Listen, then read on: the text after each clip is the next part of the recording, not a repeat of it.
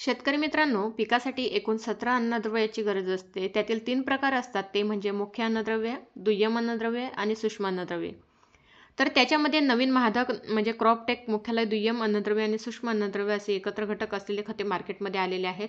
तर मार्केटमध्ये सुरुवातीला 10-26-26 याच्यामध्ये 10% नत्र, 26% स्फुरद आणि 26% पालाश येत होते. तसेच याच्यात आता मार्केटला 2 जे खतं आले आहेत ते म्हणजे 9-24-24 आणि 8-21-21. तर बऱ्याच शेतकऱ्यांना प्रश्न पडतो की दोघंपैकी कोणतं खत वापरावे. तर मित्रांनो, 10-26-26 या खतामध्ये जर आपण बघायला गेलो तर 3 प्रकारचे घटक याच्यात असतात. नत्र, स्फुरद आणि पालाश हे मुख्य अन्नद्रव्य 10-26-26 मध्ये असतात.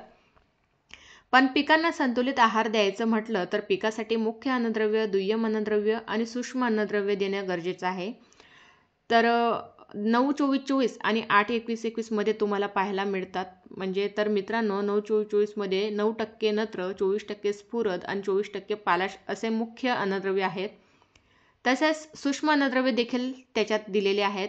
10-26-26 पण आणि 9-24-24 याच्यात जर आपण ठरवलं तर 8-21-21 हे नवीन आलेले जे काही खत आहे त्यामध्ये मुख्य अन्नद्रव्य, दुय्यम अन्नद्रव्य आणि सूक्ष्म अन्नद्रव्य असे तिन्ही घटक 3 प्रकारचे म्हणजे आहेत. तर त्यामुळे हे खत आपल्या शेतातील पिकासाठी बेस्ट आहेत. तर नक्कीच तुम्ही याचा वापर पिकासाठी करू शकतात. तर जर 10-26-26 उपलब्ध नसेल तर बऱ्याच शेतकऱ्यांना प्रश्न पडतो की त्याच्या जागेवर आपण कोणतं खत पिकासाठी घ्यायला पाहिजे. तर या 2 पैकी आपण कोणतंही खत म्हणजे पिकासाठी घेऊ शकतो. 9-24-24 असेल किंवा 8-21-21 असेल. तर जे 10-26-26 मध्ये घटक असतात तेच घटक याच्यात असतात. तर मित्रांनो, तुम्हाला जर व्हिडिओ जर आवडला असेल तर चॅनलला नक्कीच सबस्क्राईब करा, लाईक करा आणि जास्तीत जास्त शेतकऱ्यांना शेअर करा. धन्यवाद.